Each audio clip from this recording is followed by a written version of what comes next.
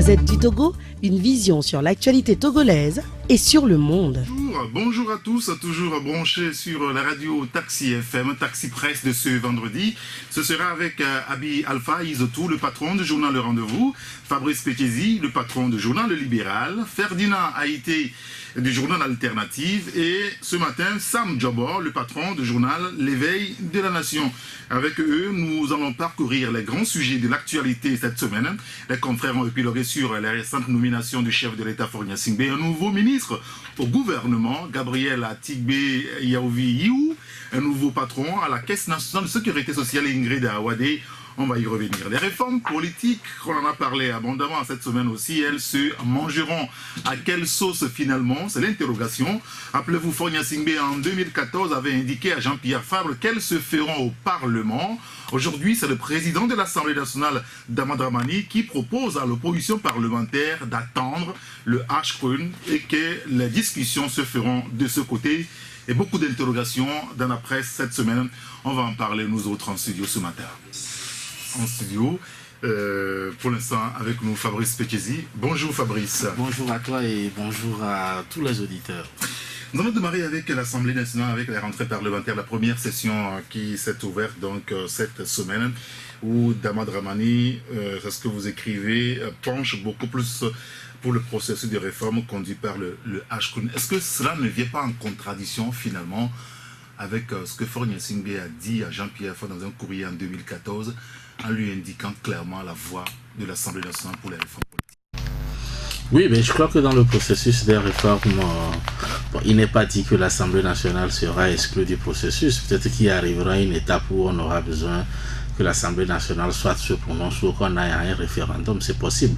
Mais je crois que le processus de réforme que nous avons aujourd'hui, en tout cas voulu par le chef de l'État, se veut un peu plus large et global, prenant en compte plusieurs questions, ce qui a nécessité la mise sur pied d'un comité de réflexion devant faire des propositions. Et donc ce n'est pas dit que tout ce que le comité de réflexion fera comme proposition passera comme une lettre à la poste. Ça sera apprécié par les acteurs politiques et pourquoi pas aller jusqu'à l'Assemblée nationale ou alors solliciter le suffrage universel à travers un référendum. Et donc je crois que jusqu'aujourd'hui ça n'entre pas en contradiction avec le chef de l'État a dit, mais sauf que ça permet le contexte, excusez-moi, le contexte en 2014 c'était que les acteurs politiques se rassemblent pour discuter véritablement de ce sujet. Après, il y a Jean-Pierre Fabre qui a adressé un courrier au chef de l'État sur la question justement, et la réponse a été sanglante. D'accord, mais les réformes politiques se feront au Parlement. Et donc, ça avait coulé, on va le dire, presque les becs à Jean-Pierre Fabre et à toute l'opposition. Oui, et donc c'est vrai que le chef de l'État l'avait dit. Oui, mais c'est pour ça que j'ai dit jusqu'aujourd'hui, ce n'est pas encore dit quelque part que on va contourner l'Assemblée nationale par rapport à ces réformes. C'est possible, ou on peut également faire recours à l'Assemblée nationale. Mais sauf que le type de dialogue qu'avait voulu souhaiter le chef de l'État, ou du moins souhaitait Jean-Pierre Fabre à l'époque, ça s'est soldé par très souvent des échecs.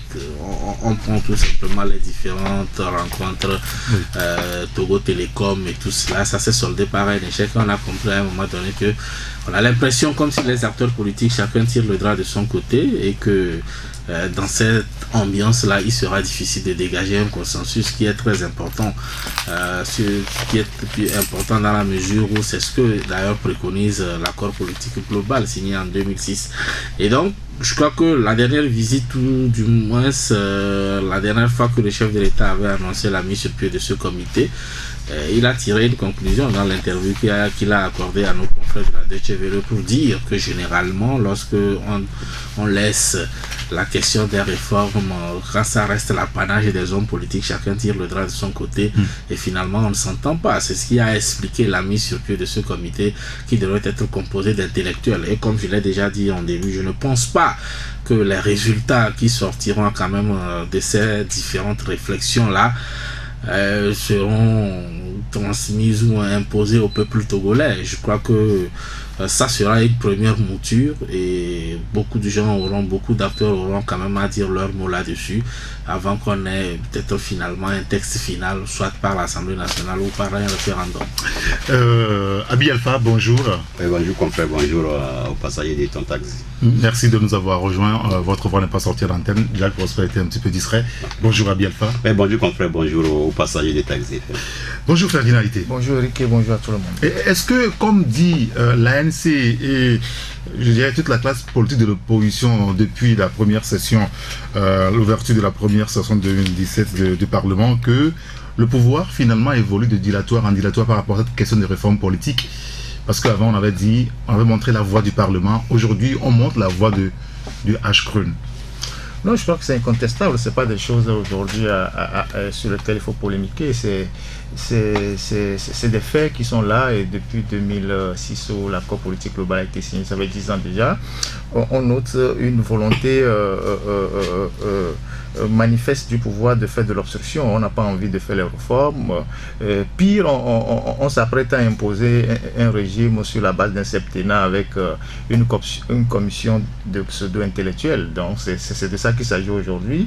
Et je suis quand même surpris que des gens qui se disent de grands juristes, qui se disent des historiens, je sais quoi, en ce monde du 21e siècle vont s'asseoir quelque part pour sortir de leur chapeau magique un régime basé sur 7 ans pour les Togolais en recommandant de mettre les compteurs à zéro. Où est-ce que vous trouvez ça? Parce qu'on on le sait.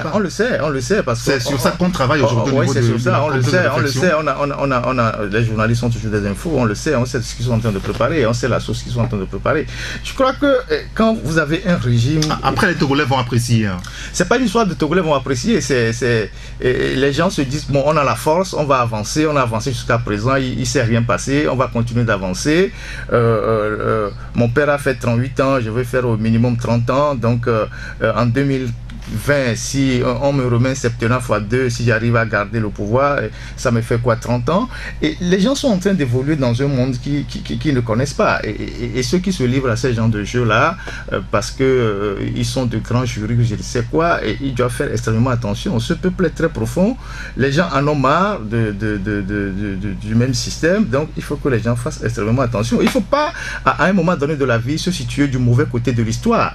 Il faut dire la vérité aux gens. Quand on a fait des études, on a fait de brillantes études et que on a été, je sais quoi, on est des experts, il faut dire la vérité aux gens, quoi que cela doit vous coûter. Il faut dire ça on ne peut pas, ça on peut faire, ça on peut pas. Aujourd'hui la tendance sur le plan régional, c'est de limiter les longs règnes et mais quand des gens se mettent à concocter des histoires là, vraiment franchement c'est un peu triste. Mais moi je suis toujours sur ma position depuis longtemps.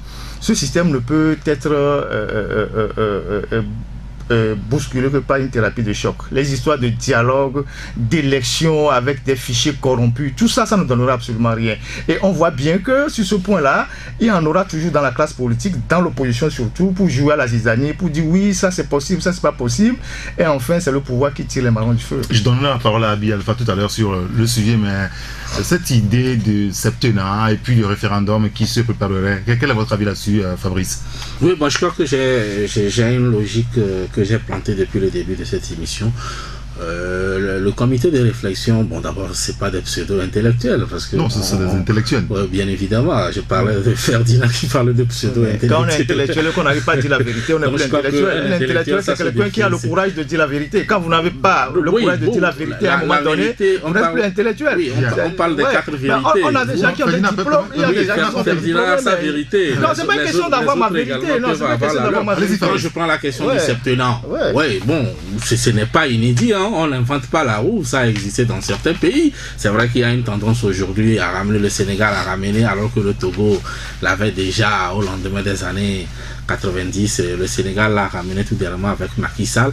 La France l'avait jusqu'à Chirac. Donc je crois que il n'invente pas la roue. Ça fait partie des propositions. Je crois qu'il y en aura plusieurs. Et maintenant, comme je l'ai déjà dit, il ne reviendra pas au comité de réflexion d'imposer c'est-à-dire leurs propositions, non pas force de loi. Et ça passera forcément par les canaux qu'on connaît. On sait comment pour modifier une constitution, qu'est-ce qu'il faut faire. La loi prévoit tout ça là et autres.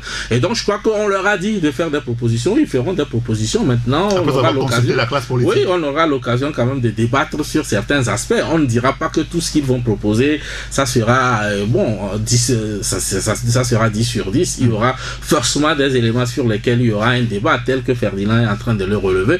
Pour l'instant, ça reste encore à l'étape des propositions. Mais je suis d'accord pour que les gens tirent des sonnettes d'alarme pour dire qu'un septennat, on n'en a pas besoin à l'époque actuelle. Mais pour moi, ça reste une proposition et on verra ce que ça donnera lorsque ça ira là où ça peut aller. Alors, Abi Alpha, sur la question des réformes politiques, on en a parlé abondamment. Hein. Aujourd'hui, c'est le Parlement qui montre la voie contraire, un petit peu, la voie de Ashkrun. Et ça étonne certains au niveau de la classe politique de l'opposition. Qu'est-ce que vous en pensez? Bon, tu sais, tu connais ma position à chaque fois que vous parlez de vos Ashkrun. Pour moi, c'est un faux rendez-vous. Ça m'a jamais fait ni chaud ni froid. Et puis, tu sais, nos autorités, nos dirigeants doivent avoir honte de leur gestion parce qu'on tend vers une gestion, je dirais, un peu criminel des affaires publiques parce non, que comment est-ce que vous pouvez parler de oui parce que tu sais, dans la vie à un moment donné on peut faire des erreurs, on peut faire des mauvais choix, ça fait partie de la vie. Quand on décide de faire la politique, tout le monde, moi je ne pourrais pas le faire, je ne peux pas faire la politique. Et parce que tu comprends, si tu veux me lancer aujourd'hui, tu me lances dans mon domaine ou bien dans un autre domaine, je me sentirai à l'aise. Dire que bon, il y a telle opportunité, il y a telle ouverture, monsieur Abi Alpha, on ouvre ce canevas, tu es politique, je ne le ferai pas. En tout cas pour le moment, je ne le ferai pas. Je n'ai pas l'intention de le faire. Donc si les gens ont décidé de le faire, ils sont engagés, c'est qu'ils ont un minimum. Bon, les gens n'ont pas ce minimum. Le constat, il est là. C'est pas moi qui le dis. Ce n'est pas une révélation. C'est ça que j'ai développé avant-hier. Ce n'est pas une révélation, c'est tout le monde qui le vit. Tout le monde sait que dans le pays, ça ne va pas sur tous les domaines. Que ce soit par rapport à la fraude sociale, que ce soit sur le plan économique. Et puis, c'est la déconfiture économique qui a accouché de la fraude sociale. Et tout ça l'a appuyé sur la corruption. Parce que l'économie est déjà tâtonnante.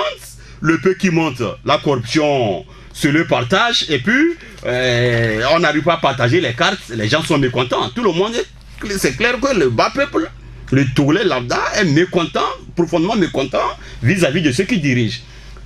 Comme par la force des choses, le même système a fait le temps que vous connaissez.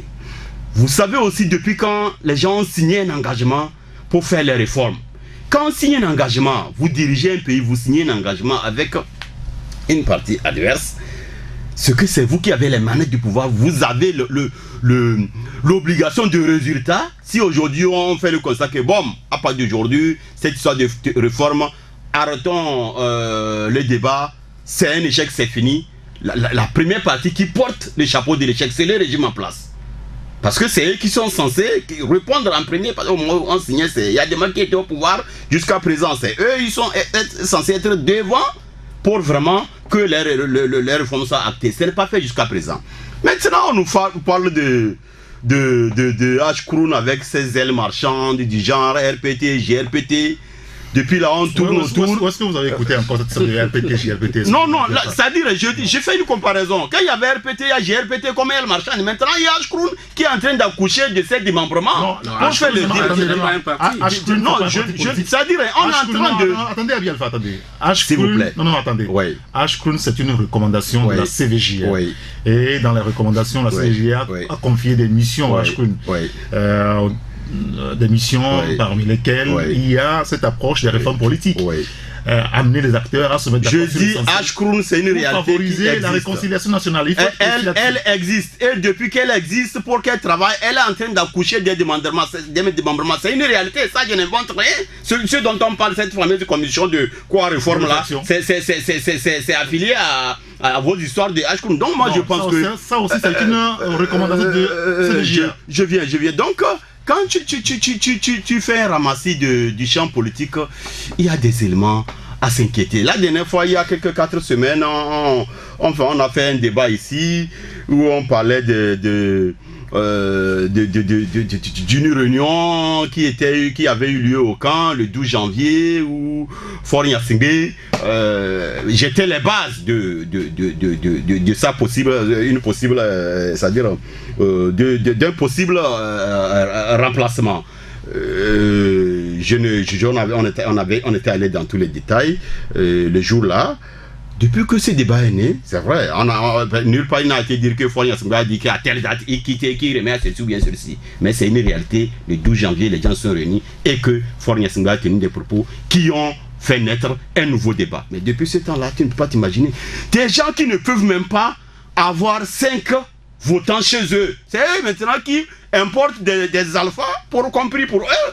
Non, dans le cadre, mais s'il vous plaît, s'il vous plaît, s'il vous plaît, mais maintenant, c'est pas négatif les prières. Oui, quand on dit prière pour eux, c'est par rapport au pouvoir, parce que maintenant, on est en train de voir un pouvoir qui est en train de, on ne sait pas encore trop, au-delà de cette histoire de...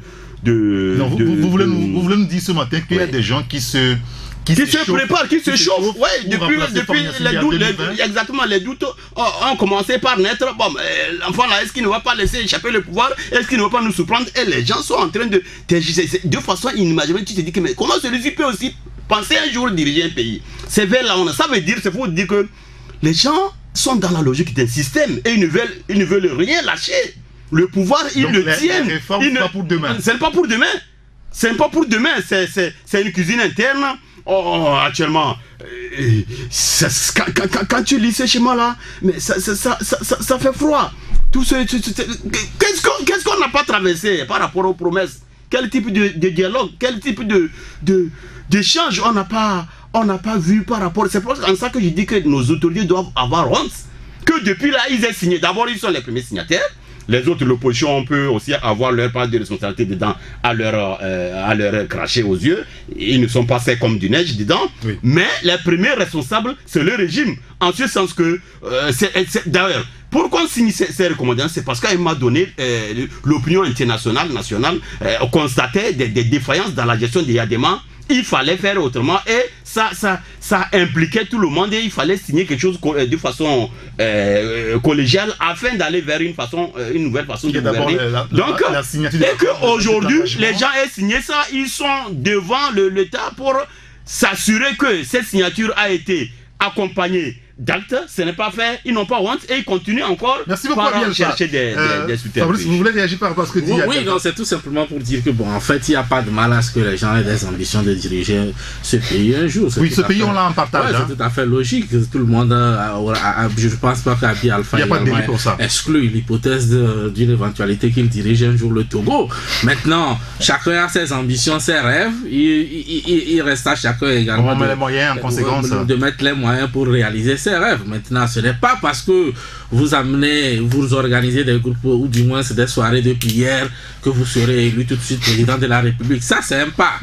Il y a autre chose. Après, il faut aller au vote. Et donc, pour moi, si des gens pensent dans l'entourage du chef de l'État ou dans l'opposition ou partout, diriger un jour le Togo, pour moi, il n'y a pas un problème et chacun s'organise à sa manière. Si c'est un enterrement, mais nous savons aussi que ça vous regarde. Si c'est dans les prières, ça vous regarde également. Dans un système où il n'y a pas de dauphin, où on ne prépare personne pour succéder au chef à peu près, il n'y a que des guerres de clans et qui s'endurcissent. Est-ce que nous risquons d'avoir cela chez nous quand on écoute ce qu'Abi Alpha est en train de dire? Est-ce que c'est pas dangereux finalement? Est-ce que vous pensez que, bon, même si on prépare quelqu'un, on va vous le montrer tout de suite? Je ne sais pas. Je sais pas si quelqu'un est préparé, il n'y aura pas cette petite guerre. Je ne sais pas si. Les soirées de prière. Oui, il y a des gens, il y a des sortants qui préparent leur dauphin, mais il y en a qui ne le font pas ou alors ils le font d'une manière un peu plus discrète. Mais ce qui est sûr, si un matin, Faure Gnassingbé nous dit je ne serai pas candidat, il votera pour quelqu'un. Oui, il apportera son soutien à quelqu'un. Est-ce qu'il l'a préparé? Bon, les préparatifs, ça se passe de plusieurs manières. Maintenant, il est difficile de savoir aujourd'hui s'il pense à un dauphin ou il va laisser le champ libre. Ferdinand. Non, moi je suis de ceux qui pensent que Faure Gnassingbé ne lâchera pas le pouvoir. Bon, c'est pas. Non, c'est des histoires que de dire qu'il dit qu'il veut partir. Non, il lâchera pas le pouvoir. Il suffit de regarder les actes qu'il pose tous les jours. Quelqu'un qui est dans une logique de laisser le pouvoir, il va quand même un peu à l'ouverture, même si ce n'est pas, c'est pas une grande ouverture. Là, on voit que le système se durcit, se renforce, et donc c'est pas quelqu'un qui est dans une logique de lâcher le pouvoir. Et quand vous voyez bien son attitude, il est souvent, comme on le dit, dans des frappes préventives. Il frappe aussi bien dans son camp, ceux qui parfois manifestent des ambitions, que dans l'opposition aussi. L'opposition, on utilise la corruption pour affaiblir les gens, on sème la zizanie parmi les partis politiques de l'opposition pour essayer de se tracer un boulevard. Donc c'est de ça qu'il s'agit. Je ne pense pas que ce soit quelqu'un qui soit dans la logique de laisser le pouvoir de sitôt. En plus, vous savez que des gens, à un moment donné, ont incorporé la sociologie africaine du pouvoir. C'est-à-dire quoi? En Afrique, un chef ne connaît pas son remplaçant de son vivant. Donc les gens sont dans cette logique-là. Je suis chef, il ne doit pas avoir quelqu'un autour de moi qui puisse développer des ambitions de me remplacer, tout ça. Pour le reste, moi je dis une chose. Le monde de 2017 n'est plus le monde de des années 70. On a beau avoir son plan, mais il y a aussi les contingences. Et je vous ai toujours expliqué ici que le changement n'est pas seulement un phénomène interne, c'est à la fois la conjonction des phénomènes internes et externes. Et donc, moi je suis convaincu que malgré toute cette salade russe qui est préparée autour de dialogues, accords, depuis des années qui permet au pouvoir de gagner du temps, qu'une solution interviendra avec ou sans les acteurs que nous connaissons, parce que toute la classe politique, oui, comme pouvoir. Il y aura une solution forcément, avec ou sans eux, il y aura une solution, parce que des gens ne peuvent pas s'opposer à la marche normale des choses dans le monde. Il y aura une solution. Vous savez, pour qu'un pouvoir tombe, parfois c'est un déclic. Et généralement, les gens pensent que le pouvoir est toujours, on est assis, on est fort, on a toutes les manettes, mais un jour, c'est par un déclic que ça tombe. Qui aurait pu imaginer que Blaise Compaoré serait tombé aussi, je ne dirais pas facilement, mais en un temps record? Parce qu'à un moment donné, son pouvoir était devenu carrément anachronique dans une région qui a évolué. Et donc, ceux qui pensent que, bon, écoutez, on est là, on va utiliser les méthodes, on va fragiliser X, on va faire ci. Le jour où le coup viendra, ils ne sauront même pas d'où le coup est venu. On a vu ça même dans le football à la CAF. Ouais, je voulais qu'on aborde la question sur la décentralisation. Une seconde. Je vais juste ajouter à ce que Ferdinand a dit que non, Faure Gnassingbé, même si Faure Gnassingbé a l'intention de quitter le pouvoir demain, ces messieurs ne vont pas faire les réformes. Parce que c'est une question de système. C'est des gens qui craignent pour les ratés de leur gestion, les mains de sang, les crimes économiques, tout ce que vous connaissez mieux que moi. Ils se disent que si quelqu'un vient et qui n'est pas acquis à notre cause, ça risque de faire voir les casseroles que nous avons longtemps traîner. Donc, il faut qu'on s'assure que celui qui vient va nous remplacer valablement, il va défendre nos arrières après nous. C'est de ça qu'il est question. Donc ne pensez pas que si aujourd'hui pour faire un discours dit bon, désormais machin, frère togolais, je ne me présente plus bien que ce soir, j'ai cessé d'être président. Demain, les autres vont dire bon, venez, on va faire les réformes, on va signer, on va dire bon, tout ce que les réformes, l'APG exigeait que c'est signé, que on a les mêmes chances d'égalité devant les urnes, c'est faux. Les gens sont dans la logique d'un système, conserver un système qui fait déjà 50 ans. Comment faire pour que même après 50 ans, leurs arrières soient couverts? C'est de ça qu'il est question. Mais il y a aussi un élément qu'il ne faudrait pas oublier. Nous avons beaucoup d'exemples dans la sous-région et on peut s'inspirer de ces exemples-là. Généralement, quand on parle de réforme, l'alternance et tout cela, bon, tout le monde a le regard tourné vers l'opposition, mais on a eu plusieurs pays dans lesquels celui qui est venu à la suite de X n'était pas issu forcément de l'opposition. Donc, au Sénégal, on a vu au Sénégal, on a vu au Burkina Faso et on a vu dans plein d'autres pays. Et à un moment donné, aujourd'hui, quand on parle de la politique, il faut avoir les moyens. Et aujourd'hui, quand on prend l'exemple du Togo, on sait ceux qui ont les moyens. Et maintenant, il faudrait, même si les gens n'expriment pas clairement leurs envies sur la place publique, il ne faut pas penser que la soif de l'alternance, c'est forcément dans un seul camp. Parce qu'il y a des moments où celui qui va vous poignarder... Dans le camp du pouvoir aussi, il y a une soif d'alternance. J'ai donné des exemples. Il y a eu des situations où c'est carrément le fils qui poignarde le père. Oui. Et donc ça voudrait dire que les gens peuvent ne pas crier haut et fort. Et aussi faut-il que ceux qui crient à l'alternance tous les matins souhaitent vraiment l'alternance. Tout est question de calcul dans la vie politique. Aujourd'hui, ici, Front Yassingbe dit qu'il n'est pas candidat. Alors que nous tous ici, si on nous dit qui peut prendre le pouvoir, on peut passer 24 heures à passer les éventuels candidats. Mais ce n'est pas aussi dit que celui qui crie tous les matins à l'alternance, c'est lui qui a plus besoin de l'alternance. C'est pour ça que je dis, la politique reste un jeu. Certains jouent, affichent autre chose, mais intérieurement, peut-être que ce n'est pas ce qu'ils recherchent. Alors qu'au même moment, certains se taisent, mais ils ont besoin que la ligne bouge également.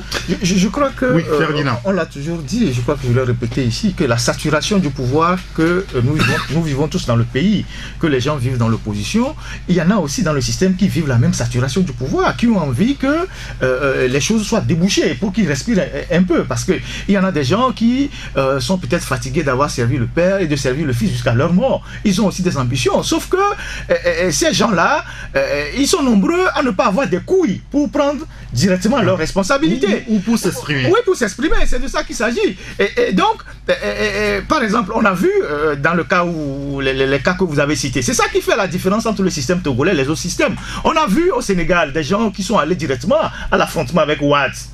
Oui. Macky Sall est allé directement à l'affrontement avec Ouad, quitte à prendre des coups. Vous ne voyez personne ici dans le système de prendre des coups. Aller à l'encontre. Je continue. À prendre des coups, on a vu au Burkina toute la bande de Kaboré et Salif Diallo, tout ça, qui sont allés directement à l'affrontement avec Blaise Compaoré en refusant de voter la modification de cet article-là. Ça leur a coûté ce que ça leur a coûté. Ils ont été frappés d'ostracisme, ils ont pris le coup. Mais dans le système aujourd'hui RPT, mais il y a des gens... C'est Unir qui a. Oui, dans le système RPT Unir, bon, je dis ça comme ça. Vous avez dit oui, il y a des gens qui ne sont pas d'accord, mais vous ne les verrez jamais dire quoi que ce soit. Ils sont là, ils sont là à souffler des choses sur la table. Même quand ils parlent dans leur chambre... Oui, mais quand ils parlent dans leur chambre, ils ne veulent même pas que leur femme entende de quoi ils parlent. Donc ces gens-là, c'est pas des gens assez courageux. C'est pas les gens assez courageux. Qu'est-ce que tu en sais? Non, j'en sais beaucoup de choses parce que le constat est là. Ça fait quand même des années qu'on nous dit. Moi, je vous donne un exemple. Sous Eyadema, sous le RPT que vous affectionnez tant, il y a eu des gens qui sont allés à rébellion contre Eyadema. Je peux citer l'exemple d'Akou Péré, je peux citer l'exemple de Agbeo, mais est-ce que ça a abouti? Bon, peut-être que certains diront qu'ils ont mal choisi le temps. Alors, est-ce qu'aujourd'hui, les gens sont en train de chercher l'opportunité ou alors l'instant T où il faudra faire quelque chose? Oui, mais ces gens qu'on a dit, bon, ils ont décidé de partir. On sait comment ça s'est passé, on sait comment ça se passe aujourd'hui. Mais ceux qui aujourd'hui sont là, on nous dit oui, ils sont là, ils ne sont pas d'accord avec M. Front Yassingbe, qui sont là. Mais ils sont où? Et personne ne les entend parler. Ils sont si, je ne sais pas, si peureux pour à un moment donné ne pas faire une offre politique au peuple en disant écoutez, là où ce pays est en train d'aller, nous jugeons que c'est pas normal. Et regardez un peu, depuis 5 ans ou 6 ans, on a créé un parti politique dans ce pays qui n'a jamais fait de congrès. Vous êtes d'accord avec moi? On a créé un parti politique dans ce pays qui n'a jamais fait de congrès. Et personne n'a levé le petit doigt pour dire non, c'est pas normal. Mais les gens sont dans ce parti politique, ils disent oui, nous sommes dans ce parti politique, ils vont dans des réunions. Donc on ne peut pas comprendre que mais le parti qui gouverne le pays ne peut quand même pas rester comme ça sans jamais faire de congrès. Et c'est un parti avec je sais pas, une composition bizarroïde. Vous voyez. Et donc, écoutez, moi je pense que... Merci beaucoup. Moi je pense que... l'antenne. Moi je pense que dans ce genre de choses... 10 secondes. Oui, moi je pense que dans ce genre de choses, les Romains disaient, et même les Grecs avant, que le temps, c'est le tombeau des rois et des princes. Donc le temps va régler le problème togolais. Monsieur, merci beaucoup. Nous allons marquer la pause obligatoire pour le journal avec Jean-Marie Leblanc tout à l'heure. À la reprise, nous parlerons de la décentralisation. Est-ce que nous allons vers un nouveau coup de force à l'Assemblée nationale? Vous savez que entre le CAR et l'UFC, non pas l'UFC, l'ANC notamment, il y a une guerre aussi qui s'est déclarée ces derniers jours. On en a parlé hier avec Maître Isabelle Amégavi. Nous parlerons également de ces nominations du chef de l'État. L'opinion en parle, la presse en a parlé abondamment cette semaine. Un nouveau ministre au gouvernement, il a pris le tourisme, c'est Gabriel Atigbe-Iou. Et puis, il y a une nouvelle tête au niveau de la Caisse nationale de sécurité sociale, Ingrid Awade. On va y revenir dans la seconde partie de l'émission. À tout à l'heure. Deuxième partie de Taxi Presse. Deuxième partie de Taxi Presse avec Fabrice Pétizi, Ferdinand Haïti et Abi Alpha. Je voudrais qu'on aborde la question sur la décentralisation. Ferdinand, vous avez fait un article là-dessus cette semaine. Est-ce que nous allons vers un nouveau coup de force à l'Assemblée nationale, comme vous l'écrivez réellement? Oui, tout à fait. La décentralisation, je crois que nous tous nous l'avons souhaité. Les journalistes, on en a fait des débats à longueur de journée ici dans les studios. Elle est en train de prendre forme. Sauf que le pouvoir qui ne voulait pas y aller veut la faire à ces conditions. Et donc, on a concocté une loi ou un projet qu'on n'a pas divulgué, on a mis ça sous le boisseau et maintenant on envoie à l'Assemblée pour faire un passage à force, un système de communalisation du pays qui risque de créer des problèmes entre les communautés. C'est-à-dire que vous savez très bien que le Togo a déjà pas mal de problèmes sur le plan foncier, sur le plan de chefferie, et donc la façon dont on a charcuter aujourd'hui certaines localités pour en faire des communes va créer des tensions communautaires dans le pays, parfois des tensions sur le plan foncier, des tensions entre allogènes et autochtones.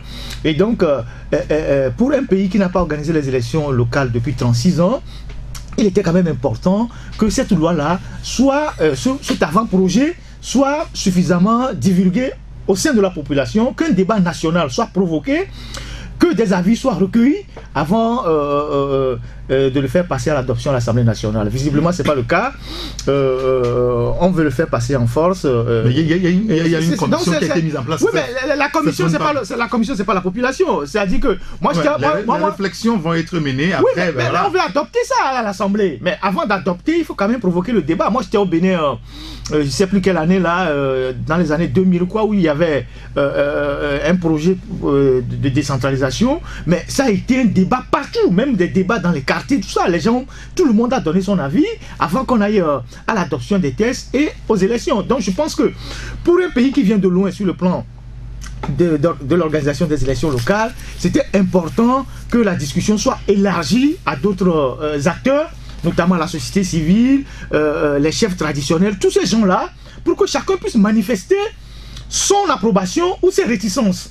Mais ça n'a pas été le cas. On veut l'adopter parce que on veut faire une décentralisation biaisée pour pouvoir continuer de maintenir la main sur les municipalités. Et je crois que ce projet-là que l'Assemblée va adopter là risque de créer des ennuis. C'est ce que nous avons tenu à souligner dans la parution de mardi. De mardi Fabrice, cette question de décentralisation, le gouvernement a mis en place une commission, sinon un comité de suivi de cette question liée à la décentralisation.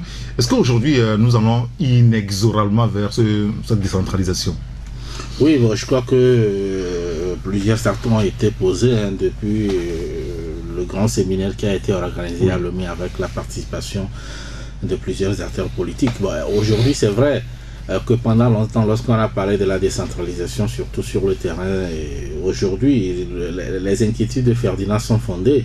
Et je me demande s'il y a quand même il y avait une formule qui pouvait amener à y échapper. Je ne pense pas. Quand vous prenez la situation du Togo, tout le monde savait que il y aura cassé quelque part des œufs si on veut vraiment faire des omelettes, notamment les communautés qui font ci, qui font ça. Il y avait de fortes chances qu'on ait de ces problèmes-là parce que le problème foncier au Togo est un sérieux problème et on savait que ça allait vraiment nous rattraper avec la question de la décentralisation. Et parfois à l'époque, le pouvoir se basait là-dessus pour dire attendons d'abord, allons progressivement, même dans les pays où ça a été fait. La France qui est un exemple, il y a eu des moments où il y a quand même certaines communautés, enfin du moins qui ont été carrément annulées. Et quand vous prenez même le cas du Togo, il y a des communautés ou du moins des communes qui ne pourront même pas faire un chiffre d'affaires de 10 000 francs par bien évidemment. 10 000 francs, c'est pas. Or, en réalité, il faudrait également que chaque commune puisse tourner et pouvoir, même si au niveau élevé de l'État quelque chose doit être fait, il faudrait pas que les gens se prennent en charge. Oui, il faudrait qu'ils se prennent en charge. On ne peut pas être érigé en commune et attendre encore à ce qu'on fasse ceci ou cela. Donc, ce qui est sûr, ça va être très difficile dès le début, ça j'en conviens, il ne faudrait pas se voiler la face, mais il fallait quand même commencer un jour. Et bon, les problèmes, on aura à les régler au fur et à mesure.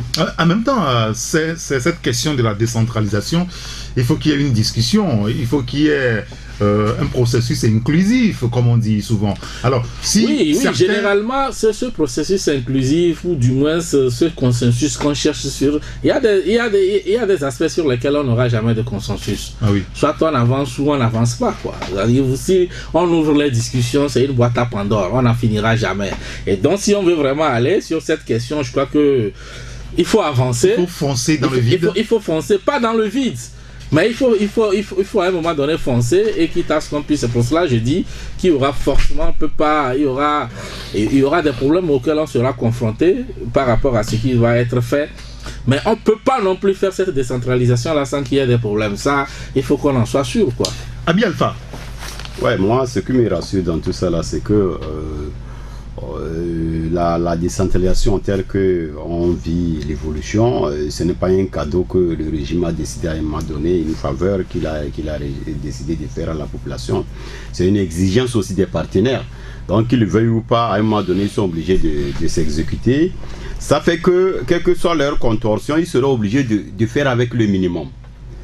Ils seront obligés de faire avec le minimum pour que vraiment on puisse quand même un jour pouvoir comparer la façon dont nous avons fait notre décentralisation à celle qui est faite au Sénégal, au Bénin, ne serait-ce que dans les voisins francophones. Tu sais, quand tu vas sur le terrain, mais c'est tout un processus que les gens ont commencé. Entre-temps, ils utilisent la géopolitique, le communautarisme pour préparer la base par rapport aux élections qui ont toujours été frauduleuses. Maintenant qu'on va vers ce processus, c'est pas possible de reculer. Je le disais tantôt que ce n'est pas un choix pour eux de faire une faveur à la population, qu'ils le veuillent ou pas, c'est que on est en train de leur faire pression pour que ça aille. Moi je connais beaucoup de localités, beaucoup de villes qui avaient des partenariats le jumelage avec des grandes localités, des grandes entreprises de l'autre côté, en Occident, mais pour le fait qu'il n'y a pas de décentralisation, tous ces partenariats ont été coupés. Je connais des écoles qui ont été soit renforcées, les capacités ont été renforcées, soit elles ont été carrément construites par ce jumelage. Donc, faute de décentralisation, c'est beaucoup de choses que le pays a perdu. On n'a pas encore fini de perdre. Quand tu vas dans certaines régions, que tu regardes le découpage qui est fait dans le sens de cette préparation du terrain, tu sens que les gens ont vraiment envie d'utiliser le terrain exclusivement à leur faveur, tirer la nappe totalement de leur côté, puisque actuellement c'est eux qui ont l'argent, c'est eux qui ont le beurre et l'argent du beurre. Pour moi, le régime, c'est eux. Si on dit que le régime, le Parlement n'a qu'à se prononcer, c'est encore eux qui ont les derniers mots partout. En tout cas, c'est eux pour le moment. Donc, quand tu vois dans certaines régions, actuellement, le problème de la Matési, avec tout ce que ça fait là-bas, là, oui. C'est un problème qui a commencé depuis longtemps. Il y a un charcutage là-bas, inimaginable, que malheureusement, pour eux, actuellement, la population a vu, et qui ne se limitait pas seulement à un simple chef qu'on était en train d'imposer. C'est dans le cadre de cette communalisation, de ce découpage contre nature. Dans le cadre de la décentralisation, que les gens préparent le terrain. Donc il y a plein d'exemples comme ça ici et là. Oui, les populations qui sont ensemble, quand on veut quand même les diviser, on voit forcément que ça crée des... Si on raisonne comme ça, on n'arrivera jamais. Hein, si aujourd'hui, quand vous prenez même quand vous prenez la façon dont les pays sont organisés, aujourd'hui, vous avez des EV au Ghana, vous avez des accords en Côte d'Ivoire. Alors, s'il faut raisonner dans l'histoire de regrouper des populations qui parlent la même langue ou qui fait ceci ou cela, je crois qu'on ne s'en sortira jamais. Il y a des critères maintenant. Il faut faire de sorte qu'il faut mettre à contribution les sociologues et tout cela pour voir quels pourraient être c'est que comment on pourrait faire les choses de telle sorte qu'on ait moins de dégâts. Mais les dégâts, comme je l'ai déjà dit, on les aura toujours. Alors, parlons maintenant des nominations intervenues en fin de semaine dernière, vendredi dernier beaucoup plus, donc ça fait une semaine aujourd'hui. À l'issue du Conseil des ministres, on nous signalait des nominations. Il y a 2 qui ont attiré l'attention de la presse et depuis, on ne cesse de l'évoquer à l'antenne. Un nouveau gouvernement, pendant que la presse évoque un prochain remaniement ministériel. On n'a que Gabriel Atik-Beyou qui entre au gouvernement, qui prend le portefeuille de tourisme et de l'industrie. Et puis, on a remarqué que Wala Katanga quitte la Caisse nationale de sécurité sociale. Il est remplacé par Ingrid Awadé. Comment vous appréciez ces nominations, finalement, vous, Ferdinand, de votre côté? Non, je crois que c'est quand même la preuve que le système est en panne. Le système peine à se renouveler. C'est normal. Quand on a fait 50 ans à ressasser les mêmes choses, à un moment donné, on n'a plus d'autres acteurs que de recycler les anciens. Et le profil de ces gens que vous venez de citer, on le connaît. Je crois qu'il avait déjà fait Tego Télécom, oui. Pas mal de dégâts d'abord, et puis ensuite UTB, 36 milliards de déficit, des scandales à ne pas finir. Il avait même fait un prêt sans garantie à l'ancien ministre de la Justice, Maître Chichao Tchalim, pour construire un hôtel. Plus de 1 milliard. Plus d'1 milliard à Kara. C'était un scandale vraiment grandeur nature. Et cet argent n'a jamais été recouvert jusqu'à ce jour. Et finalement, dans la foulée des scandales, il est parti. Et il est parti et lui-même le jour de la passation, il annonçait qu'il allait rebondir à la Caisse nationale de sécurité le jour de la passation. Sauf que bon, il n'y est jamais allé parce que celui qui est là-bas ne voulait pas lui céder le passage. Alors quand on ramène ce monsieur au gouvernement en charcutant une partie des prérogatives de Madame Leguezim, on se pose la question de savoir quel est le message qu'on envoie à la population. Non, en même temps, son portefeuille était quand même lourd. Hein. On l'avait dit, beaucoup de elle n'est pas la seule à avoir un portefeuille très lourd au gouvernement. Il y a Lorenzo qui a un portefeuille kilométrique, il y a Madame Victoire Tomega qui a un portefeuille kilométrique. Mais moi, c'est pas ça mon problème. Mon problème, c'est quoi? C'est quand on ramène quelqu'un comme ça, qui a été déjà au cœur des scandales, aujourd'hui qui obligent le gouvernement togolais à fusionner l'UTB et la BTCI pour pouvoir sauver ces 2 banques-là. Et ça, c'est les dégâts que les gens ont causés. Ces gens-là doivent être, je ne sais pas, à défaut de répondre de leurs actes, on devait quand même les garer pour toujours. Et c'est des gens comme ça qu'on ramène au gouvernement. Quel est le message qu'on envoie à la population ou qu'on envoie aux partenaires? C'est pour dire, bon, écoutez, quand vous vous mettez un peu de la main dans les caisses, vous pouvez avoir de la promotion. Et surtout que, au niveau de ce gouvernement, et tout le monde a jugé le gouvernement inactif. Les gens attendaient un remaniement du genre, il y a des ministres qui ont fait trop de gaffes dans ce gouvernement, ceux qui sont en charge des enseignements et qui avaient de la peine à faire, qui avaient toutes les peines à régler le problème des enseignants. Il y a ceux qui sont mêlés à des scandales comme la route Lomé-Fogan et tout ça, les Nyofam et leurs bandes. Il y a Agadazi qui pilote des projets qui sont soldés par des échecs. Au moins, pour redonner un certain souffle à ce gouvernement, il aurait fallu, dans cet élan de remaniement ou je ne sais pas quoi, de dégager ces gens-là et de proposer de nouvelles têtes. Bon, on ne fait rien de tout ça. Bon, on dit, bon, vous voulez bien rester. On vous ajoute. On vous ajoute. On n'est pas sûr que ce soit le message essentiel. Mais attendez, moi j'interprète. Ils décident, moi j'interprète. Bon, maintenant vous faites bien de voler. On vous ajoute un autre à la bande pour que bon, le vol soit plus grand. C'est le raisonnement, c'est tout. Sinon, dites-moi à quelle logique ce truc répond. Des types comme Nyofam, est-ce qu'ils ont encore leur place aujourd'hui au gouvernement? Dites-moi réellement. Oui, mais Fogna Singh estime qu'ils sont encore utiles pour la nation. Mais c'est des gens qui gouvernent pour le Togo qui doivent rendre des comptes, Eric. Est-ce que par rapport au bon sens, est-ce que quelqu'un comme Nyofam, regardez la route Lomé-Vogan, c'est encore là-bas, ça ne va pas bouger. Celui qui allait à l'Assemblée pour dire aux députés, d'ici le 31 décembre 2016, la route sera faite. Elle n'est pas faite jusqu'à aujourd'hui. Nous sommes en avril. Est-ce que ce monsieur a encore sa place au gouvernement? Tous les ministres qui tâtonnent dans les dossiers des enseignants, est-ce qu'ils ont leur place dans le gouvernement? À un moment donné, il faut prendre des responsabilités. Bon, je vous donnerai la parole. Parce que je voudrais quand même évoquer que le confrère l'évêque de la nation, Sam Bon devait l'avoir en studio, il n'est pas toujours arrivé.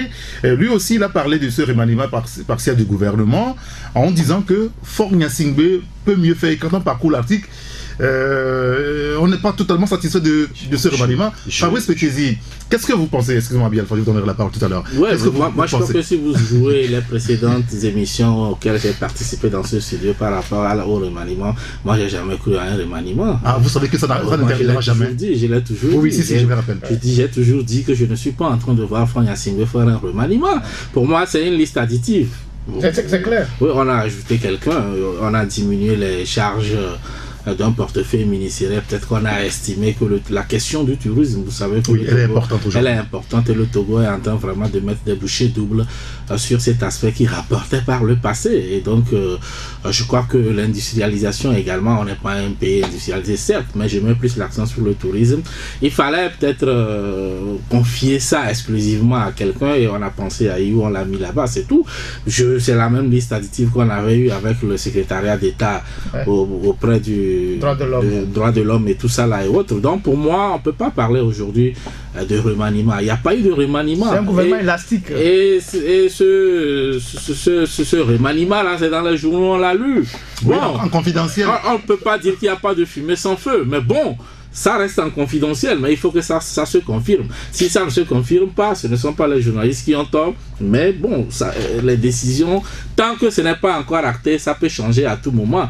Mais c'est pas également, la presse peut également lancer des ballons d'essai et tout cela et autres. On sait comment ça se passe dans ce pays. Donc pour moi, par rapport au gouvernement, il n'y a pas eu de remaniement. On a juste trouvé qu'il fallait confier un portefeuille à quelqu'un et on l'a fait. Maintenant, au niveau de la Caisse nationale de sécurité sociale, c'est vrai que là aussi, on attendait quand même une nouvelle tête à ce niveau depuis, parce que celui qui était là, quel est son bilan? Difficile de le faire, mais ça fait partie quand même des sociétés qui plus ou moins tiennent. Mais il faut reconnaître aussi que la longévité de Kofi Ouala à la tête de la Caisse a toujours suscité une certaine polémique.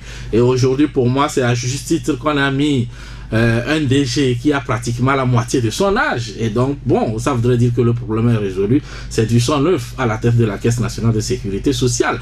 Maintenant, par rapport à Ingrid Awade, je crois que on peut faire un débat sur ses compétences et je ne doute qu'elle est à la hauteur pour avoir déjà dirigé une grosse structure comme les impôts. Et après la DOSI et aujourd'hui la Caisse nationale de la sécurité sociale, bon, c'est pas quand même de la mer à boire pour elle, mais on lui accorde le temps de voir ce qu'elle pourra faire à ce niveau-là. Abi Alpha, quel est votre commentaire? Je dis maintenant à vous. Moi, je schématise le problème à deux niveaux. D'abord, l'axe Iou Ingrid Ouala. Entre-temps, je vous enseigne rien, ce n'est pas une révélation. On a parlé de nomination d'Iou à la Caisse. Celui que Iou devait remplacer n'est pas parti. Aujourd'hui, une seconde couche de nomination sur la même société. Mais tu fais, ça fait non, il n'y avait pas eu une première nomination. Il semble que c'est Iou lui-même qui a balancé cette information. Oui, mais il n'y avait pas une nomination. La seule nomination que nous avons, c'est celle de vendredi dernier. On va se tenir à ça. Attendez que je vienne. Moi, en tout cas, à un moment donné, ça là, c'était pas... Ça a trop circulé. Et comme le dit le confrère, c'est que on ne s'est pas rassuré du départ de Ouala et on a mis ça en veilleuse. Aujourd'hui, c'est Ingrid qu'on débarque là-bas. Depuis là, Iou n'a pas fait de bruit. Est-ce que c'est parce que le conseil d'administration a voulu l'envoyer là-bas? Quelqu'un a tenu les câbles, lui n'a pas fait de bruit, donc il faut lui trouver une place pour le récompenser pour sa sagesse. C'est une question. Maintenant, la personne de Ingrid, entre nous, je ne mets pas en cause les compétences de cette dame, je n'ai rien contre elle. Moi, j'ai eu à publier des dossiers, elle a tenu le journal sous les selles comme ça pour régler de tout compte. Ce n'est pas le moment de revenir. Donc, c'est pour vous dire qu'à un moment donné, nous, on publie des trucs, on pense qu'on a dénoncé des choses, mais certains attendent dans des coins, ils s'en saisissent pour faire autre chose. Donc, cette dame, quand on créait l'OTR, il y a une terminologie qui est revenue toujours. Assainir les recettes publiques. L'objectif de l'OTR, c'est pour assainir la centralisation des recettes publiques. Et on a choisi la douane et les impôts pour les mettre ensemble. Ça veut dire que sur le plan général, les recettes ont du problème à être sainement, c'est-à-dire centralisées. Et là où c'est plus criard, c'est la douane et les impôts. Or, à l'époque, c'est Ingrid qui tenait les impôts. Ça veut dire que le conseil est clair qu'il y a des malversations, il y a une centralisation calamiteuse des recettes à ce niveau. On prend la même dent, on a voir la logique. Non, attends qu'il termine. Et au nom de ça, on a amené l'OTR au prix de tout ce que vous connaissez.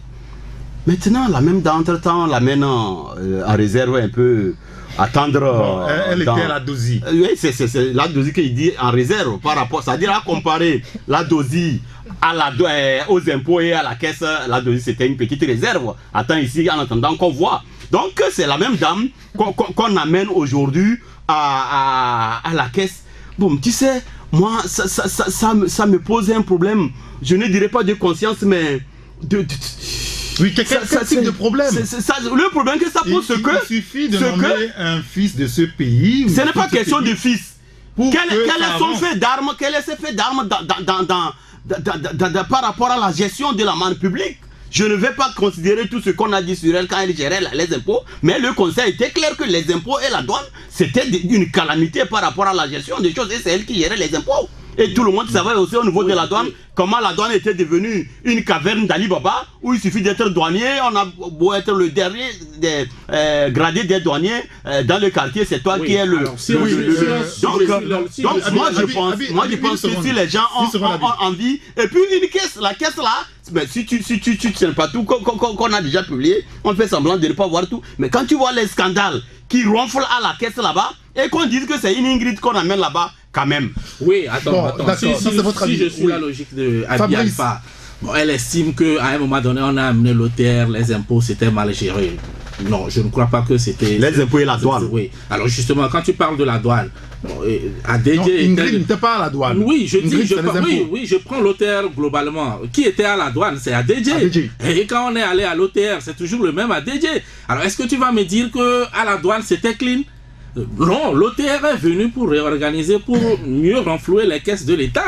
C'est vrai qu'il y avait des défaillances, mais ça ne veut pas dire que c'est des défaillances qu'on incombe à celui qui dirigeait la structure. Tout le monde savait que c'était mal organisé et que l'OTR vient pour résoudre le problème. Alors, Ingrid n'est pas restée à l'OTR parce qu'elle n'a pas postulé. Ingrid, à ce moment, justement, c'est ce que je veux dire. Oui, elle n'a pas postulé, c'est tout. ADG a postulé, il a été retenu. Et celui qui dirige aujourd'hui le commissaire des impôts, il faisait partie de Adoyi, il faisait partie de l'équipe Ingrid. Donc, je ne pense pas que le fait que Ingrid quitte les impôts et ne soit pas à l'OTR, c'était une sanction parce qu'elle a mal géré. Non, c'est sur cet aspect que je voulais attirer l'attention. Maintenant, quand vous prenez l'ère Ingrid aux impôts et par rapport avant elle, c'est-à-dire avant qu'elle arrive aux impôts, c'est le jour et la nuit par rapport aux recettes fiscales. Et maintenant, il faut comparer ça à ce qui se passait avant et aujourd'hui. Donc, pour moi, certes, on voulait mieux assainir, mais ça ne veut pas dire que ceux qui dirigeaient ces structures-là, c'était eux le problème.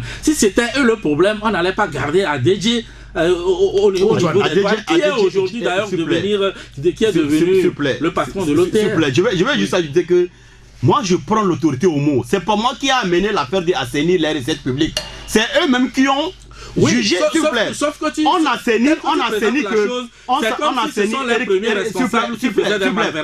assaini que ce qui est malsain. Ce qu'ils ont constaté, elle m'a donné que c'était pas simple. On peut réorganiser. Non. Donc, et puis quand le parallèle avec le parallèle, mais elle est nommée là-bas après de Souza. Ce n'est pas une faveur qu'on l'amène là-bas pour faire au Togo. Elle est venue pour une mission à un moment donné. Au mode de Souza aussi, elle était là-bas. Elle était là-bas. Elle a joué une partie avec des Souza. Je ne crois pas. Est-ce que donc on l'a amené aux impôts en même temps. Elle n'était pas. Je sais qu'elle était à la SG. Donc moi je pense que quand vous parlez de ADG a participé à un appel d'offres que tout le monde a, vous avez comme ça passé. Bien évidemment. Et par rapport à ça, donc c'est pourquoi je dis je ne mets pas en cause les compétences d'Ingrid. Mais quand tu suis la logique des événements, la chronologie, ça pose un problème de conscience. Et que dans un pays on parle de corruption, où la corruption est vraiment un problème qui a du mal à être guéri dans beaucoup de structures. Merci beaucoup, ça fait problème. Ferdinand. Moi, tout ça, ça me fait rire parce que quand on parle de Dame Ingrid, tout le monde sait ce qui s'est passé aux impôts. C'est pas maintenant qu'il faut cacher le soleil avec la main. C'est une dame qui avait de la compétence, certes. Est-ce que c'est pas mieux qu'on s'arrête là? Elle a de la compétence. Attendez. Oh, mais on fait les constats, on voit comment elle travaille. Oui, mais sortez les chiffres. Elle a comment appelle-t-on? Moi, j'ai pas besoin de sortir les chiffres. Il y a les faits qui parlent d'eux-mêmes. C'est Ingrid qui a conçu les palais de Fort Gnassingbé un peu partout ici, Kakaveli. Comment c'est? Mais c'est les impôts qui ont financé ça. C'est les impôts qui ont financé ça. Kakaveli. Non, mais attendez, Ferdinand, vous ne pouvez pas tenir un tel raisonnement. Attendez, Eric, tout le monde sait comment est-ce que. Moi, je ne sais pas. Tout le monde sait comment est-ce que, même si elle a fait rentrer les fonds, comment ils en sont mis plein dans les poches. Tout le monde le sait. Des gens qui ont travaillé avec Ingrid qui sont sortis milliardaires. Attendez, oui, mais écoutez, des gens qui travaillent sont payés à la fin du mois, on est d'accord là-dessus. Mais attendez, quand vous êtes payé, attendez, Eric, non, soyons clairs. Mais vous ne pouvez pas travailler aux impôts et devenir milliardaire. On ne peut pas prendre l'argent public pour aller construire le domicile. Mais c'est ce qui s'est passé. Vous ne pouvez pas. Pourquoi est-ce que la justice n'en parle pas? Quelle justice? Vous en avez une dans ce pays? Non, mais attendez. Vous en avez une dans ce pays? Mais c'est extrêmement grave. Il y a la justice, les gens bouffent l'argent, l'homme est fougan. On n'a pas pris. Moi, je crois qu'on est aux Il y a la justice, les gens. C'est une question de recettes. Il y a la Avant justice. Ingrid, c'était quoi les recettes? Pendant Ingrid, c'est quoi les recettes? Et après Ingrid, c'est quoi les recettes? Tant qu'on n'a pas ces chiffres-là, je crois qu'un débat. Est-ce que l'État publie des chiffres? Est-ce que l'État sur quelle base maintenant vous jugez de la malversation? C'est pas cela. Laissez-moi, je vais terminer ma votre raison, Ferdinand. Elle a fait ce qu'elle pouvait faire aux impôts. Ils s'en sont mis plein dans les poches. Ça, on le sait. Ses amis, tout. Aujourd'hui, certains sont devenus des milliardaires. On sait tout ça. Ils ont conçu les palais à Lomé, à Gou, un peu partout avec l'argent des impôts. Ils ont conçu d'ailleurs même des sièges régionaux des impôts qui n'ont jamais été occupés jusqu'à ce jour. Il y a les impôts partout. Vous allez à Takpamé, vous allez à Kara, vous allez, je sais pas, à Sokoré. Il y a des bâtiments qui sont dans la brousse qui ont été construits par bâtiment 500 millions jusqu'à ce jour. Ça fait 7 ans, c'est les herbes qui ont envahi ces bâtiments. Mais quand vous allez dans ces... Il n'y a personne là-bas? Il n'y a personne. Où est-ce que les agents de l'OTA restent alors? Attendez, il n'y a personne dans ces bâtiments, vous pouvez aller vérifier. Et vous allez dans ces préfectures-là, il n'y a pas de place pour les maternités, il n'y a pas de place pour les hôpitaux, il n'y a pas de place pour les écoles. Où est-ce que les agents de l'OTA restent? Mais allez leur poser la question. Non, mais vous devez savoir s'ils ne sont pas dans leur bâtiment. Allez dans la région, les bâtiments sont là. Les bâtiments sont là. Les bâtiments sont là. Je ne raconte pas les histoires. Les bâtiments qu'ils ont conçus sont là. Par bâtiment, ils ont dépensé au moins 500 millions. Reste à savoir, c'est 500 millions qu'ils ont dépensés. Ces bâtiments sont à l'intérieur depuis 7 ans qu'ils ne sont jamais occupés. Allez vous poser la question. Vous voyez le bâtiment qui est au niveau de vers la plage. Quand vous allez vers Nikonakoué, au niveau du carrefour pour aller la station d'essence, en face de... Après l'hôtel à Hodikei. À côté de comment vous appelez ça, du palais des gouverneurs. Oui. Quand vous allez vers la plage, qui a une forme qui était conçue pour les douanes, c'est le même format de bâtiment qui a été conçu dans toutes les régions. Personne n'occupe ça jusqu'à ce jour. Ça fait 7 ans qu'on a conçu ces bâtiments. Personne ne les occupe. C'est la faute à Ingrid. Mais attendez, quelles provisions ils ont fait? Quelles projections ils ont fait avant de construire ces bâtiments? Si vous avez conçu des choses qui ne servent à rien, vous en avez une responsabilité. Je suis désolé. Et donc, moi je dis que ces histoires-là, c'est un jeu de chaises musicales. Vous avez mangé un peu, il y a eu quelques soucis, on vous met au frigo. Bon, on l'a mis à la dosie, maintenant, bon, on dit calme-toi un peu, on te ramène maintenant la caisse, maintenant c'est le temps de devenir plus pimpante devant l'opinion, tout ça. Donc je crois que le poste même de la caisse est plus valorisant que le poste qu'elle avait à la dosie, voilà, c'est tout. Merci beaucoup Ferdinand. Fabrice, vous dites qu'il y a du sang neuf à la tête de la caisse, maintenant vous vous interrogez par rapport à la caisse des retraités du Togo, et dirigée par un retraité, ce qui est normal, non? Pour bien s'occuper des retraités, qui de plus intéressant qu'un retraité? Non, sauf que je n'ai rien contre les retraités à qui on fait peut-être parfois appel pour diriger. Peut-être s'ils ont des compétences à revendre, tout cela, ce n'est pas un souci. Mais il faudrait que ces retraités-là, même au moment où ils exerçaient en tant que non-retraités, fassent preuve de compétences. En fait, c'est l'aspect sur lequel moi je veux insister. C'est-à-dire que quand quelqu'un a hérité de la direction d'une structure où la gestion n'a pas été celle qu'il fallait, et bon, la personne part à la retraite et on la garde encore à la tête de cette structure-là. Moi, je crois que ça peut donner quand même matière à réflexion, parce qu'en réalité, aujourd'hui, la caisse de retraite du Togo, nous avons plusieurs fois été là-dessus, il y a eu quand même des situations qui ne sont pas très catholiques. Et aujourd'hui, on attendait le mois de janvier, le 1er janvier, pour que le bonhomme parte à la retraite. Et en collaboration avec certains membres du conseil d'administration, et bon, on veut encore faire une carrière après sa retraite. Donc je crois que nous avons fait le parallèle pour dire autant.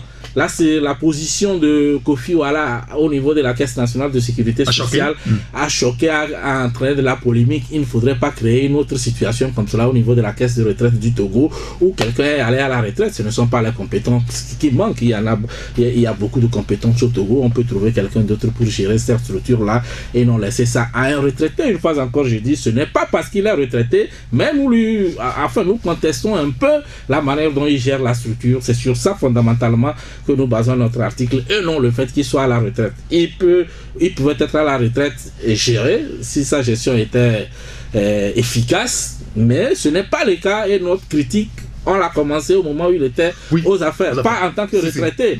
Mais aujourd'hui, c'est que on estime il est à la retraite. Oui, en plus, il est à la retraite. Je crois que c'était le bon moment de profiter pour balayer quand même un individu encombrant. Mais malheureusement, les réseaux agissent un peu partout et avec certains membres du commun. Et quand on vous avance parfois les raisons pour lesquelles on le garde là-bas, ça fait sourire. Comment on peut dire qu'on est en train de construire un immeuble pour la caisse de retraite du Togo, c'est lui qui avait lancé le chantier, donc on le laisse. Il faut le garder, il va terminer. Je ne sais pas s'il est architecte ou bien maçon, et c'est lui qui peut terminer un bâtiment comme cela. Donc c'est des arguments qui ne tiennent pas. Alors qu'en réalité, quand vous fouillez bien au niveau de la boîte, il y a beaucoup de choses qui ne vont pas, des licenciements abusifs ou tout cela, où cette manière d'amener des experts pour avoir des rétrocommissions et tout cela, on a ces éléments-là sous la main. Et donc, bon, amener quelqu'un qui est à la retraite, continuer comme cela, je crois qu'il faut à un moment donné penser, trouver... Je pense que la dernière fois, vous avez écrit sur la caisse des retraités, vous avez été convoqué à la justice, il me semble. Oui, l'affaire est pendante devant la justice, mais ça ne m'empêche pas... Alors, finalement, est-ce que Faure Gnassingbé ira jusqu'au bout de sa logique aujourd'hui? Ceux qui durent à des postes, il y en a qui sont à la retraite et qui sont là depuis des années. Aujourd'hui, on vient de sauter un, Kofi Katanga Wala. Est-ce qu'on ira jusqu'au bout? Cette semaine, beaucoup d'autres journaux ont également évoqué le sujet. Je pense la Lanterne, le Perroquet, qui ont évoqué ces cas-là. Est-ce qu'il ira jusqu'au bout, à votre avis? Moi, je crois que c'est un jeu auquel nous sommes habitués. On est en train de nous balader, quoi. Ça, c'est des histoires. Il n'ira pas au bout parce que depuis qu'il est là, il y a des gens qui étaient à la retraite. Et imaginez depuis quand on a commencé par parler de M. Kofi Katanga Wala. S'il n'a pas enlevé, c'est parce qu'ils se connaissent, ils ont fait peut-être des choses ensemble, ou bien ils sont redevables l'un à l'autre. Non, pas forcément. Non, mais c'est surtout ça. C'est beaucoup plus ça. Vous avez un gars qui est... Vous avez un gars qui est à la Lonato, qui est là-bas depuis des années. Ouais, qui est là depuis, je ne sais pas combien d'années, plus de 25 ans qu'il est directeur. La société, ou plus de 20 ans qu'il est directeur, il confond la... Il dit tout aussi, hein? Ouais, il confond la Lonato à son entreprise personnelle. Aujourd'hui, ils ont donné des licences ou des agréments aux gens qui ont maintenant lancé des jeux de Lonato un peu partout dans les quartiers. Les jeunes ne font plus rien. Les femmes aussi, tout le monde va jouer Lonato dans les quartiers. Vous voyez les paris de match là. Oui, c'est 5 h du matin, les enfants sont devant les trucs, tout ça là. C'est à ça qu'on habitue la jeunesse. C'est pas la faute. C'est à ça qu'on habitue la jeunesse. Et puis vous avez le monsieur de Edith Togo qui est là. Lui, son journal, il faut retourner en 1970 pour reconnaître ce journal-là. C'est Togo Presse. Vous voyez ce journal qui nous ressemble. Non, c'est pas une question d'attaquer les confrères. C'est l'image du pays. On ne peut pas faire un journal. Moi, je connais des gens qui vont aujourd'hui former les journalistes de Togo Presse aux nouvelles technologies. Les gars ne maîtrisent rien. Les gars, parce que nous, qui faisons le quadri là, on fait la magie. C'est-à-dire qu'on ne peut pas comprendre que quand vous faites le tour de toute la sous-région, vous revenez au Togo, nous sommes le seul quotidien au monde, ou bien dans la sous-région, qui continue de paraître, comment l'appelle-t-on? Blanc-noir, avec un papier vraiment de mauvaise qualité, les images qui sont floues. Vous imaginez? Et quand vous rentrez dedans, il n'y a même pas d'analyse. C'est le reportage, primature, ceci, tout ça, à top d'apparent, à top je sais pas où. Et puis après, on aligne les avis des essais. Ça, c'est un journal, ça. On ne peut pas accepter qu'en 2017, un journal d'État soit fait comme ça. Un journal public. Un journal public, Un média public soit fait comme ça. Et le directeur là-bas, il est à la retraite depuis, c'est l'ancien militaire. Il est là-bas depuis. Et il est à la maison, on lui amène le journal, il fait la une, il est sur son lit, et il fait la une. Il dit, vous l'avez vu? Mais on sait, on a des amis qui travaillent là-bas. On dit, bon, mettez telle photo ici, mettez telle photo ici. Vos amis là-bas disent. On ne peut pas accepter que. Est-ce que c'est vrai? Mais nous le disons pour que les gens s'améliorent. On ne peut pas accepter que la presse privée aujourd'hui. Et même j'interpelle les gens de la HAC parce que ça aussi c'est de leur responsabilité. Il faut qu'on amène Togo Presse à se professionnaliser, à devenir un journal vraiment moderne, plutôt qu'à faire du journalisme comme on le voit là. Ils peuvent vous mettre tout leur contenu, mais il faut qu'ils changent la maquette du journal pour que le journal devienne un journal professionnel. Là, vous donnez des leçons à vos confrères. C'est pas normal. On est choqué quand vous allez dans les grosses boîtes, on vous montre Togo Presse, les gens sont choqués, ils disent mais c'est quoi ce journal? C'est pas normal. Fabrice, Faure Gnassingbé ira jusqu'au bout. Il faut qu'ils dégagent tous ces gens-là. Ceux qui ont duré à des postes, vous voyez. Il y a des préfets qui font 15 ans à l'intérieur. Des préfets qui font 15 ans. C'est normal. La cure va poursuivre, à votre avis? Oui, ben je crois que il a déjà quand même posé des actes qui nous prouvent aujourd'hui que... Il est le seul maître à bord. Oui, il est le seul maître à bord. Contrairement à ceux qui estiment que peut-être il panique devant certains, il y a eu quand même des exemples où on a sauté des gens qu'on croyait indéboulonnables. Bon, donc c'est une question... Un État, c'est un peu complexe et bon... On fait avec ce qu'on connaît, bon, c'est lui qui est là, il fait avec ses hommes. Et puis, ceux en qui il a confiance. C'est des postes de nomination. Parfois, si c'était des postes électifs, toi et moi, et peut-être nous allons voter pour quelqu'un d'autre. Oui. Mais bon, c'est lui le chef de l'État, c'est lui qui nomme. Peut-être qu'il faut espérer avoir un autre à sa place pour voir... d'autres choses. Le jour où je serai là, peut-être. Comment on peut mettre 5 ans pour changer tu seras dans mon cabinet. Je peux répondre à la question d'Eric. Moi, je ne vous fais pas rire, mais je vous ai toujours dit que quand quelqu'un te promet un chapeau, il faut d'abord voir le chapeau que lui-même il porte. Faure Gnassingbé n'a pas une idée partagée de la gestion de la chose publique. Comment ça? Pour lui, on y est, c'est une propriété, on y demeure. Il a dit. Mais par rapport à son pouvoir, mais pourquoi ça t'étonne, Eric? Oui, ça, c'est ce que des gens disent. Non, c'est pendant il a dit, il y a des dates, il y a des enregistrements où il a dit que, papa leur a dit que le pouvoir, machin, je n'invente rien. Je n'invente rien. Il a dit. Non, il a dit. Attendez, monsieur. Devant moins 3000 personnes. C'est aujourd'hui, les gens veulent nier ça. Ça fait des années. Donc, quelqu'un qui pense qu'un poste de responsabilité comme la présidence. Ça fait quand même des années qu'on dit que Faure Gnassingbé a dit que papa leur a dit de ne jamais perdre le pouvoir. Personne n'a été capable de nous montrer. Plusieurs fois. Non, plusieurs fois, nous on a repris ça dans nos écrits. Quand nous poursuivons, ils vont voir si on ne va pas les amener. C'est lors de. Mais on parlait de congrès. On parlait de congrès. Mais quand le RPT fait ses manifestations, c'est interdit à quelqu'un qui n'est pas militant d'aller couvrir. Ouais, bon, finalement, mais c'est aujourd'hui qu'on veut dire que Faure n'a jamais dit devant les gens là-bas que papa leur a dit de ne jamais laisser le pouvoir tomber au risque de ne jamais le récupérer. C'est aujourd'hui une révélation pour vous. Vous dites qu'il a dit non, dites-moi si c'est une révélation. Si c'est devant les militants, je peux être d'accord. Mais devant la presse, devant les militants, vous pensez que c'est normal qu'ils disent ça? C'est pour ça que je dis, si vous étiez en tant qu'Abi Alpha, en tant que militant, et il vous l'a dit, là je vous le concède. Non, mais je n'ai pas vu ce. Moi je suis dans les médias avant l'arrivée de Faure Gnassingbé. Je n'ai jamais écouté un son ou une transcription dans un journal écrit où on prête des propos à Faure Gnassingbé comme quoi il a dit, papa a dit.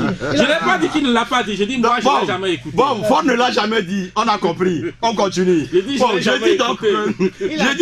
donc vraiment, je dis donc un monsieur comme ça qui a c'est-à-dire en tête une gestion paternaliste de la chose publique, ne pensez pas que... Non, un peu de respect quand on veut parler de chef d'État. Bien sûr. Non, mais quand vous dites un monsieur comme ça, non, ça ne se dit pas. Vous allez parler avec un peu de respect, c'est notre président de la République. Mais bien sûr, je l'ai toujours appelé notre président, le PR, bien sûr. Mais c'est que il y a certains comportements qui à un moment donné, tu vas chercher le mot utilisé, tu ne fais pas. Donc, tu vois, donc comme moi, je pense que quand lui-même il a déjà cette vision de la gestion de la chose publique, c'est souffrait que à des postes sensibles, ils mettent les gens qui sont prêts à faire à être des carriéristes, à faire c'est-à-dire à occuper leur poste à vie. On est en train de citer après le Walla de la caisse, il y a actuellement un autre Walla à la Lonato qui est là-bas qui ronfle. On a vu comment ça a vraiment traîné avant que l'autre ne quitte la salte. Chose. Akirima Kogo, ils sont pleins comme ça. Actuellement, il y a Adenon qui est là-bas entre deux postes. Entre deux. Du moins, mais ils ne sont pas morts à leur poste. Je ne dis pas que ce n'est pas une question. Donc, ils n'ont qu'à mourir avant qu'on remplace. Il y a toujours un départ. Il gère un port qui est en train de mourir. Il gère une mairie calamiteuse. Une mairie là-bas qui utilise les infrastructures du temps de la colonisation avec son âge, son état, mais ça n'empêche pas qu'il soit partagé entre son poste au port, un repos à l'hôtel Sarakawa et puis la soirée à la mairie centrale à un poste. Je vous dis toujours que moi j'ai rencontré une dame d'un peu anglophone, Captain chose la 7e localité, la 7e ville d'Afrique du Sud. Le budget de sa localité, de sa ville, c'est-à-dire de la mairie de sa ville, est plus colossal que le budget de notre pays. Oui, mais donc c'est pas comparer. Je donne toujours l'exemple. Non, c'est quand même le 7e. C'est quand même la 7e. C'est quand même la 7e ville du pays quand même. C'est quand même la 7e ville. Quand on classe les pays, on classe si aujourd'hui il faut voter à l'ONU, le Togo a une voix, l'Afrique du Sud a une voix. Merci donc c'est pour vous dire qu'une mairie, ce n'est pas un petit truc où on peut partager la responsabilité de quelqu'un entre un port et une mairie où il peut faire la villégiature avec son âge. Mais on fait avec parce que ça intéresse le PR. Ferdinand, puisqu'on n'a plus beaucoup de temps, je voudrais quand même qu'on finisse sur ce que vous nous révélez ce matin dans votre journal par rapport à une eau très potable, permettez quand même le nom, quand on lit votre article, elle s'appelle Voss, et il semble que c'est cette eau de marque et de luxe que ceux qui gouvernent le pays utilisent maintenant. Donc les eaux minérales, comme Vital, pas tous, mais certains. Voltic, là, on a ici Voltic. Nous avons aussi Voltic. Vous voyez que dans les années 90, quand les gens avaient commencé par utiliser l'eau minérale, à l'époque, l'eau qu'on connaissait, c'était Evian. C'était la marque Evian, et les gens avaient confondu. Aujourd'hui, même quand vous tenez l'eau minérale, on dit c'est Evian. Et donc, c'était la classe privilégiée. Quand vous tenez ça, les gens vous regardaient. Et puis après, boum, les marques ont surgi un peu partout. Ça a commencé par les pays anglophones, c'est arrivé chez nous. On a eu Voltic, Vital, Cristal aujourd'hui, Feva, plein d'eau minérale. Et la classe moyenne qui monte s'en sert aujourd'hui pendant que la population est au Piawata. Et quand vous allez un peu à l'intérieur du pays, les gens boivent aux mêmes sources que les animaux. On a les photos ici et tout ça. Vous allez un peu, même à Tchévier ici, il n'y a pas de l'eau. Vous allez un peu partout. À la sortie de Lomé, même à Lomé ici, il n'y a pas de l'eau. Mon confrère, la Nouvelle Tribune a il n'y a pas de l'eau à Lomé ici. Vous allez à l'intérieur, c'est la croix et la bannière. Nous avons passé les chiffres, même le taux de couverture de l'eau dans le pays et tout.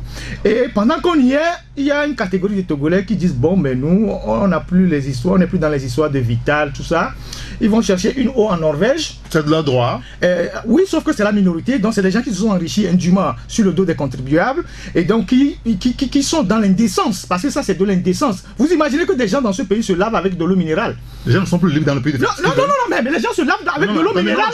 Je pose la question. Est-ce que des gens ne sont plus libres de se laver avec de l'eau? Est-ce que c'est normal que dans un pays, ceux qui sont en charge des affaires publiques peuvent se laver avec de l'eau minérale pendant que ceux qui sont à l'intérieur ne boivent pas? Je sais de quoi je parle. Je sais de quoi je parle. Les gens se lavent avec de l'eau minérale dans ce pays parce que pour eux, l'eau de robinet n'est plus propre. Vous imaginez, je ne sais pas si en se lavant avec de l'eau minérale, ils ne vont pas mourir un jour. Donc, ils vont chercher maintenant de l'eau en Norvège. Cette eau-là qu'on appelle Voss, c'est une eau rare qui est extraite dans des roches qui sont là depuis des centaines d'années. C'est l'une des eaux les plus pures au monde et qu'ils amènent ici par conteneur, mais qui ne vendent pas dans les magasins, mais qui vendent entre eux. C'est une dame qui a l'exclusivité, la femme d'un ancien officier de renseignement, qui a l'exclusivité, qui fait venir cette eau-là dans des conteneurs qu'elle vend. La bouteille qui n'est pas plus grande que une canette de de Red Bull. Vous voyez l'image de la bouteille, avec un bon design. Le design a été fait par l'un des meilleurs designers au monde. Cette bouteille coûte 7000. En Europe, ça coûte 5,5 € et donc ils font venir cette eau-là ici. Je ne sais pas si c'est l'eau qui leur donne la vie éternelle. 7000 francs, c'est ça? Ouais, je ne sais pas si c'est l'eau qui leur donne la vie éternelle, mais ça sent un peu de l'indécence dans un pays où 61% de la population n'a pas accès à l'eau potable. Donc c'est ce fait-là qu'on a voulu dénoncer aujourd'hui en disant à tous ceux qui se sont enrichis sur le dos de l'État que quand vous allez dans vos villages, il faut au moins prendre 1 million ou 2 millions de ce que vous avez volé sur le dos de l'État pour faire un forage à vos frères qui sont restés. Quand vous parlez de voler, moi ça me plaît pas. Mais ils ont volé de l'argent. Ils n'ont pas volé. Attendez, ils ont pris. Bon, d'accord, ils ont pris. Ils ont pris. Quand on vole, ils ont pris.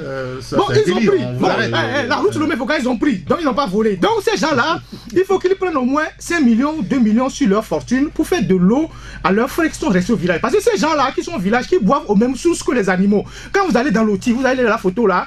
Les bœufs viennent boire à ce niveau-là. Quand les bœufs boivent, les bœufs font leurs besoins dans l'eau. Oui. Les gens sont à côté en train de faire la lessive. D'autres viennent puiser la même eau pour aller boire. Dans ce pays, en 2017, il faut que ces gens-là fassent des forages pour que leurs frères puissent boire de l'eau potable. Parce que cette semaine, il y a un député de la DI qui a aussi fait une telle dénonciation. Oui. Il me semble que... Mais vous allez à l'intérieur...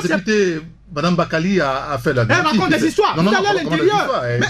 C'est des photos, vous allez à l'intérieur. On a montré ce que le député a dit. Elle a dit que ça, c'est sur toute l'étendue du territoire. Vous prenez votre voiture, vous sortez même à W ici, vous voyez les gens qui boivent à la même source que les animaux. Arrêtez de raconter des histoires. Merci beaucoup, Ferdinand. Fabrice. Sur ce sujet. Non, mais je crois que la question de l'eau, je crois moi, je viens d'un séminaire atelier qui a porté sur l'environnement et je crois que la question de l'eau potable est une réalité. Une grande partie de la population n'a pas accès à l'eau potable et certains prédisent même que la prochaine guerre ce sera sur l'eau potable et non le pétrole. Et donc, il est important, quand vous prenez certains pays comme le Maroc qui ont quand même mis sur pied des dispositifs pour traiter les eaux usées et qu'ils peuvent réutiliser soit en irriguant les jardins et autres. Je crois qu'il va falloir en arriver là, se pencher effectivement sur cette question. Maintenant, si certains exagèrent un peu en s'offrant des plaisirs un peu de stars, bon, c'est leur poche, mais on leur laisse à leur conscience. Je crois que quand à un moment donné vous êtes capable de boire une bouteille d'eau qui est à 7000 francs alors qu'au même moment au village que quelqu'un ne trouve pas, bon, qu'est-ce qu'on va vous dire? On conclut tout simplement que c'est votre argent. Il vous revient de comprendre que bon, au lieu de boire cette eau-là, certains boivent de l'eau en bouteille, vivent comme moi et bon, je peux faire autre chose. Mais bon, maintenant, si c'est prouvé que c'est des voleurs, comme tu l'as dit, on va les poursuivre.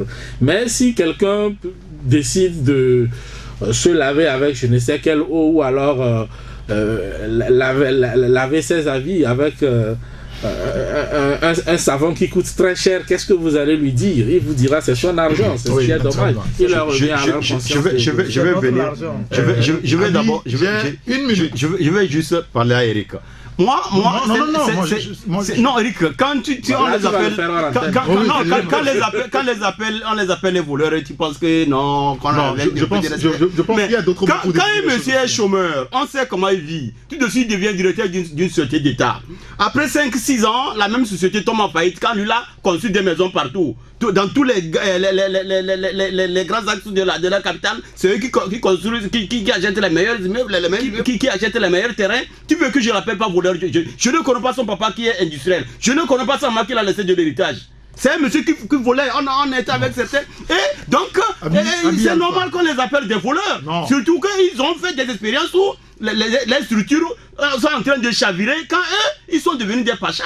Mais il n'y a pas un autre nom pour leur désigner. C'est vrai, le fait que les voleurs, puisque ici la justice ne fait pas ça, le fait que finalement, non, s'il vous plaît, s'il vous plaît, pour le moment c'est le nom. Si on nous trouve une autre terminologie de quelqu'un qui a jeté par exemple Togo Télécom pendant 10 ans, au moment où il quitte, au moment où il quitte, au moment où il est en train de quitter, la même structure tombe, lui il a des biens partout. Bon, si vous me trouvez, un terme un peu plus approprié. Je vais l'utiliser désormais. En attendant que le vol soit établi. C'est vraiment... Merci beaucoup, Abi Alpha. Monsieur, on va s'arrêter ici. Ouais, tout ce que nous demande aux gens, c'est plus de solidarité avec les populations. Un peu plus de solidarité. Quand vous avez de l'argent, essayez de donner aussi aux autres qui souffrent dans les villages. On a des gens qui sont dans la capitale, qui ont été à l'école dans leur village. Les bâtiments scolaires sont toujours restés comme ça. Patron du journal Alternative, Fabrice Pétiesi est le patron du journal Le Libéral, Abi Alpha le patron du journal Le Rendez-vous. Messieurs, merci beaucoup. Sam devait être avec nous, il n'est pas là, c'est pas grave. Merci à Jack Prosper qui a assuré la réalisation, bien entendu. Et puis nous saluons nos amis de la Gazette du Togo.com qui sont également sur YouTube. Merci à vous. Appelez-moi Eric Gator. Si tout marche bien, lundi, on sera ensemble. À bientôt. La Gazette du Togo, une vision sur l'actualité togolaise et sur le monde. Rejoignez-nous sur le www.lagazettedutogo.com ou sur nos comptes Facebook, Twitter et YouTube. Pour tout contact, écrivez à contact@lagazettedutogo.com ou appelez le 92 80 88 53. La Gazette du Togo, c'est l'information en continu.